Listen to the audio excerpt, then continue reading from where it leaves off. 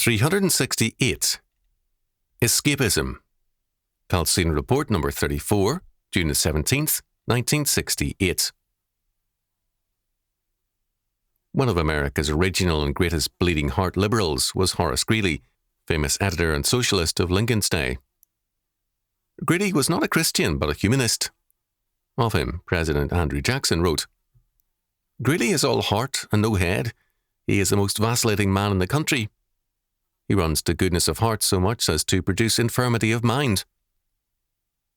Greeley's religion, by his own words, was simply this: "My affirmation creed is mainly summed up in the belief that God is infinitely wise and good, and that all evil is temporary and finite, and to be swallowed up, in the end, by universal good." Greeley's, quote, God, end quote, was a vague universal good.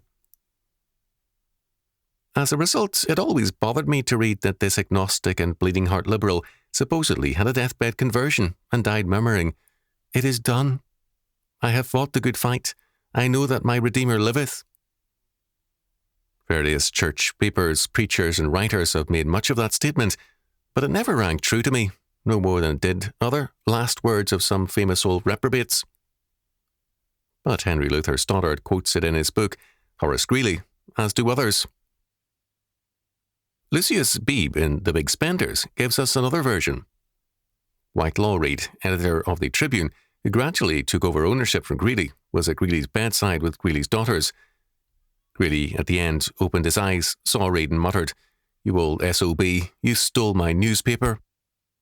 When Reid rejoined the others who were awaiting the end, he was asked by Tom Rooker, "What were his last words, Mr. Reid? Give us his last message." It was then that Reid said, his last words were, "I know that my Redeemer liveth." It made a prettier story, and it stuck. Why am I quoting this story? Because it illustrates so well the desire of many people for a happy ending, for fairy tales.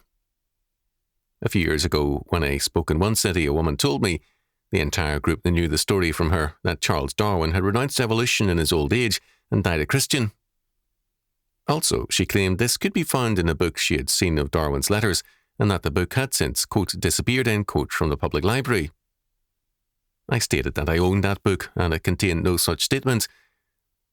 The result? No one in that group wanted to hear me again. Or take another case. Martin Luther King has been compared to Christ by the Pope, by many ministers, and by many lecturers. But King denied the Bible and Christ, and worked in association with a pervert and with communists. How do some of these people square their churches stand with their conscience? Well, the story is making the rounds that a day or so before he was killed, King told a friend that he had been very wrong, that the Bible was true, and Jesus indeed was the incarnate second person of the Trinity. The story is not only false, it is wicked. The people who believe it are trying to run away from reality and from responsibility. Their position is one of escapism, of moral irresponsibility. One such group of people is today urging Christians to do nothing about our world problems. Instead, they should separate themselves from every political, social, and religious controversy and problem and simply await the, quote, rapture, end quote. Indeed, this group is preparing for that, quote, event, end quote, by equipping itself with rapture suits. I have not taken time heretofore to criticize various other theological viewpoints. I only do so now because, repeatedly, various persons have raised the question of the, quote, rapture, end quote. It has been repeatedly said that because I and others do not hold this view, we are either defective Christians, or are not preaching the gospel, or are even enemies of the gospel. Several friends have been told that they are not Christians, and that they must submit to truly, quote, fundamental, end quote, teaching, or be lost. Before going any further, let me state that not all who hold to believe in the rapture are so arrogant, nor are all given to escapism. Indeed, at one meeting, where one such believer attacked my concern with social problems, another stood up to say that the Lord's command is, "Occupy till I come," and no one, whatever their doctrine of the last things, could afford to neglect this order. The main source of these escapist doctrines is in the Scofield Reference Bible Notes. Scofieldianism is a system of doctrine which sees a fulfillment of biblical prophecy in national Israel. It is a kind of Christian Zionism. Related to this teaching is a school known as dispensationalism. Dispensationalism holds to three major intervals or, quote, parentheses, end quote, in history. 1. Between the first two verses of Genesis chapter 1.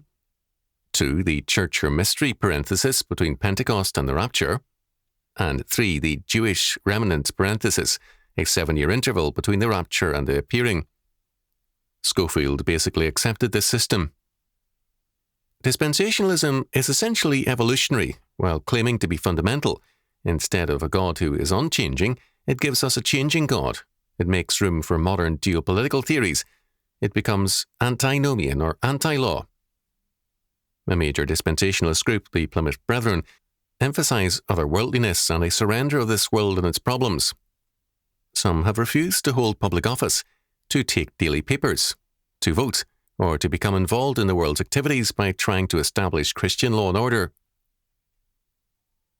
In its extremes, dispensationalism becomes anti-Christian. S.D. Gordon rejected the cross of Christ and held that the Mosaic sacrifices saved men in and of themselves.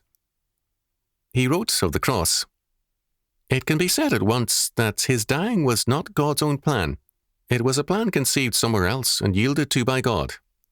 God had a plan of atonement by which men who were willing could be saved from sin and its effects. This plan was the Mosaic sacrificial system." Schofield held to a similar belief to a great degree, and he looked for the restoration of the temple and of sacrifice. Those who want a detailed examination of the heresies of dispensationalism and Schofieldism can find it in O.T. Ellis, Prophecy in the Church, Presbyterian and Reformed Publishing Company. Mysticism, too, leads to similar viewpoints, that is, a denial of the importance of this world and an attempt to escape from history and its problems and responsibilities. The roots of all such thinking are Neoplatonic or else Manichaean. Neoplatonism held, it stemmed from Greek philosophy, that only spirit or mind is real, and that matter is not equal to spirit, nor is real. This belief Horace Greeley echoed, and its culmination is in Mary Baker Eddy. Manichaeanism held to two kinds of reality, matter, which is evil, and spirit, which is good.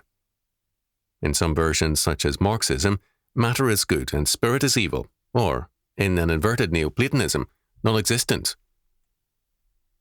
The spiritual Manichaean forsakes the world of matter, of history, politics, and problems to concentrate on the world of the spirit.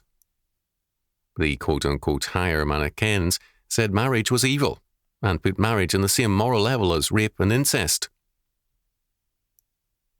The biblical position is that body and soul are alike created wholly good, alike fallen, and alike redeemed in Christ. The Christian's duty and responsibility is to bring all the world into subjection to the rule of Christ, in whom alone is our true and perfect freedom. To deny either our material or spiritual responsibilities is to deny God. The Christian must seek to bring all things into captivity to Christ. Those who expect to be, quote, raptured, end quote, out of their problems are not Christian. This is paganism. It is a deus ex machina belief. That is, the Greek belief that salvation means being rescued from our problems. Biblical faith holds that salvation means that, now, having been justified by God's grace, we are empowered to overcome our problems, to do battle unto victory. I've had some of these escapists tell me that if the Lord will not rapture them out of the, quote, tribulation, end quote, they see no point in being a Christian. This is not faith. It is blasphemy.